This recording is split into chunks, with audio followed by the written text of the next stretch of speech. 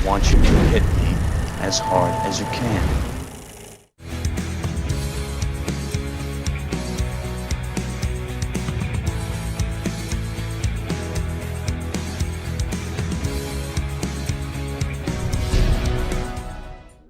The year is 1989. The future. Robots are now commonplace, and they're used in everything from manual labor to childcare. But robots go bad, and when they do, the LAPD calls in Sergeant Jack Ramsey, played by Tom Selleck?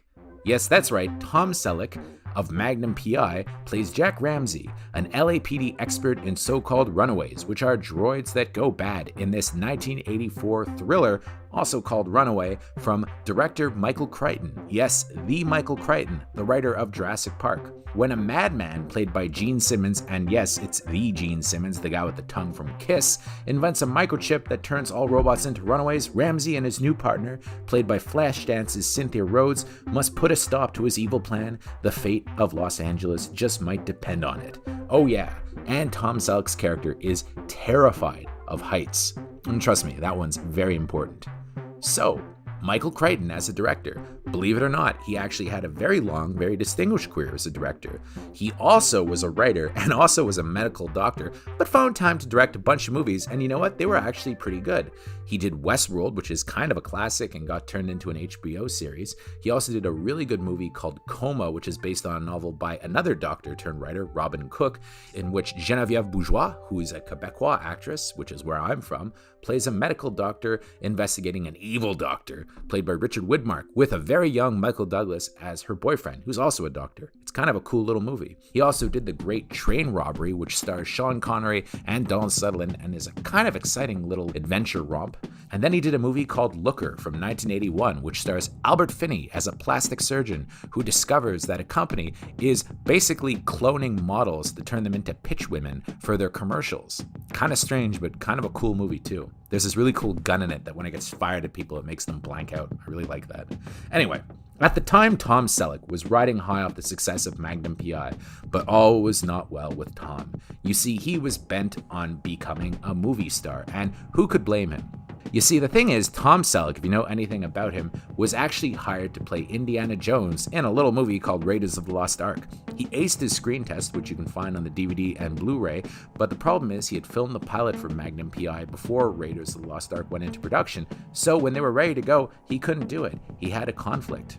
Now, I'm sure this was a bitter pill to swallow for Selleck, but it has to be said, Magnum P.I. was one of the most popular TV shows of the 80s, and even if he wasn't Harrison Ford, he still became a household name. But as a TV star. You see, Tom Selleck wanted to be a movie star, so he did a whole slew of movies in 1983 and 1984, some of which are better than others. There's a really cool one that he did called High Road to China, which is kind of an Indiana Jones clone in which he plays a boozy, alcoholic pilot after World War I. It's a fun little movie and I like it, and it also has a badass Wilford Brimley. I love me some Wilford Brimley, especially when he's tough. And it has a great score also by James Bond composer John Barry. He then did a movie called Lassiter, which was another quasi-Indiana Jones clone in which he played a sophisticated jewel thief a la Cary Grant who goes up against the Nazis. This movie should have been really good, but there's not enough action in it. It has one really cool action scene where he beats a guy up, like he fights this hulking Nazi, which is kind of a cool scene, but the rest of the movie is kind of dry. But then he decided to make a futuristic action movie called Runaway. Now, as Tom Selleck himself describes it in an AV Club interview, Jack Ramsey is not exactly a character whose name is on the tip of everyone's tongue, but Runaway is a really great popcorn movie that Michael Crichton wrote and directed. It was very futuristic.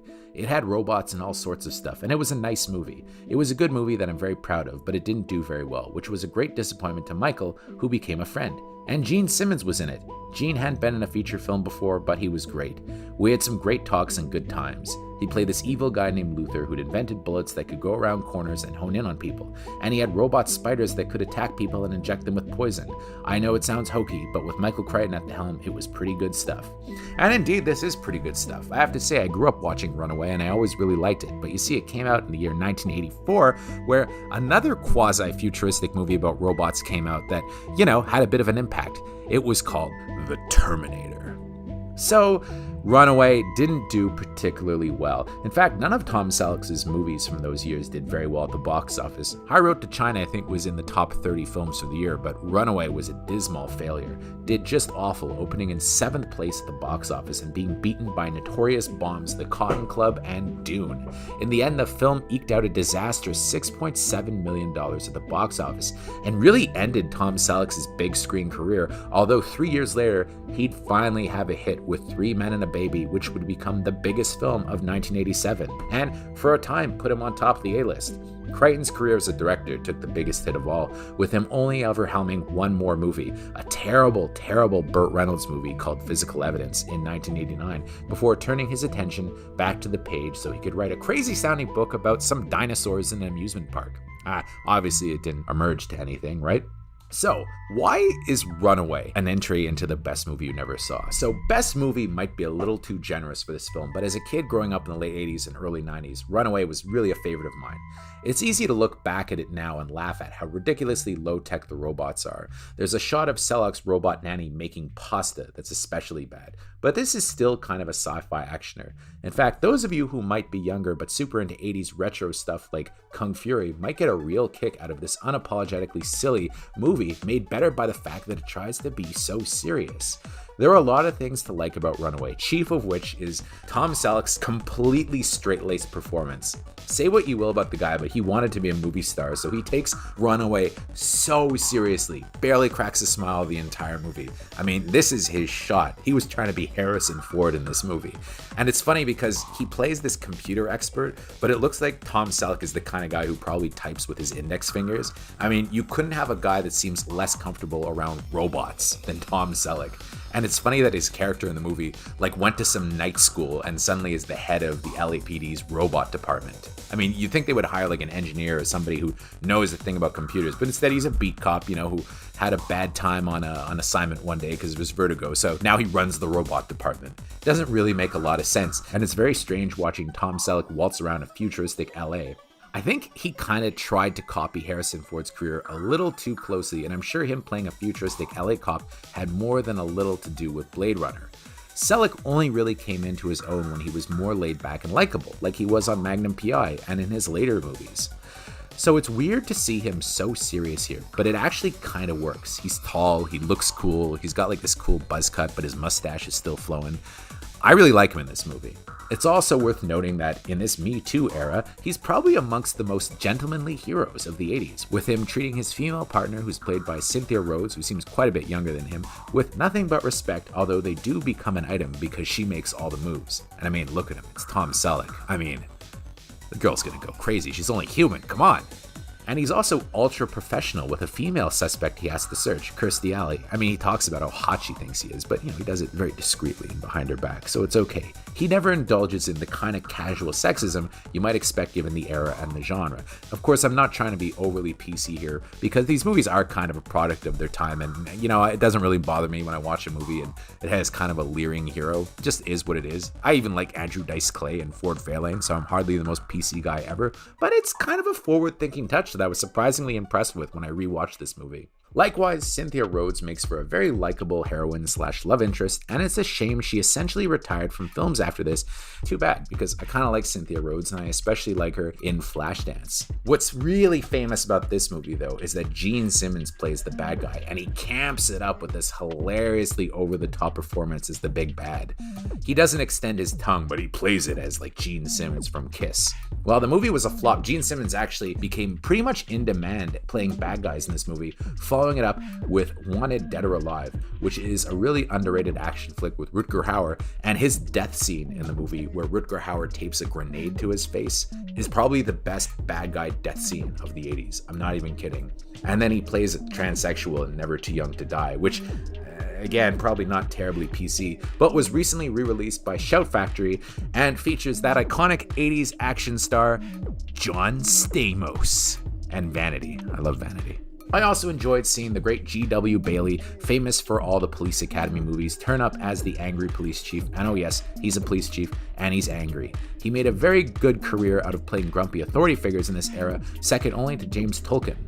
Also, the film has Kirstie Alley before she went on to do Cheers, and there's a film score by Jerry Goldsmith that is just completely insane because it's totally electronic. It's so dated and it's crazy synthy, but I really like it. Now, the thing that people remember about Runaway, if they remember it at all, is the great MacGuffin, which is that Simmons' baddie invents a heat-seeking bullet that can chase its victims. And in this movie, it chases Tom Selleck around with these great POV shots, which are incredible. They probably ate up the budget, but the animation for the bullets is really kind of spectacular for a movie from 1984. And in fact, the bullet's eye point of view was copied in a famous Hong Kong action movie called Full Contact starring Chow Yun-fat. It's really cool, but the issue is the logic doesn't make sense because when anybody else gets shot by one of these bullets, it's completely impossible for them to escape. But Tom Selleck is actually able to outrun the bullets more than once in this movie.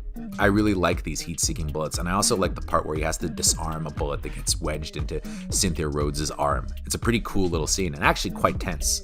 And the action at the end is pretty good when he fights Gene Simmons in this construction high-rise where he has to overcome his fear of heights in order to save his son. He gets sprayed in the face with acid twice, so he looks like hell by the time the movie's over. But what's really weird is he's got like a face full of acid, but then he starts like Frenching Cynthia Rhodes in like a love scene kind of kiss that goes on pretty much through the entire end credits.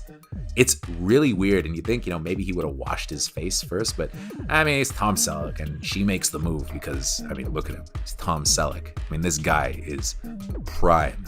So Runaway is a silly slice of 80s cheese, but I enjoyed watching it many times over the years, and I always have a good time with this movie, especially with the right inspiration, if I do say so myself. It's a pretty nostalgic flick for me and a guaranteed good time for anyone interested in this era. Also, Tom Selleck as a leading man. Let's do a little lightning round. High Road to China is probably the most legit of his leading man movies from the early era. Bess Armstrong is his co-star, Wilford Brimley, as I mentioned, is in it, has a great score by John Barry and some really good aviation scenes. It's by the guy who directed a great Clint Eastwood movie called Where Eagles Dare, so I would give this one a watch. Lassiter, as I said, has that one really good fight scene and some tastefully done nudity from Jane Seymour, which I cannot object to, but is kind of dated. Runaway, of course, is badass. 3 Men and a Baby. Everybody loves 3 Men and a Baby. I hate 3 Men and a Little Lady. I mean, that movie just isn't good at all. The best Tom Selleck movie, I think, is probably Quigley Down Under, which is this cool western with Alan Rickman as the bad guy.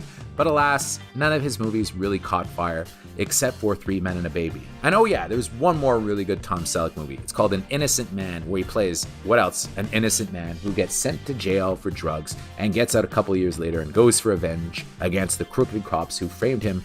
One of them is actually Sledgehammer. If you know the 80s, you'll know who Sledgehammer is. So Runaway, as I said, a lot of fun, and I hope people check it out. And if you like this kind of content, you like the best movie you never saw, make sure to click on the bell to receive notifications for all of our latest videos. We're an independent company, and we appreciate all of your support.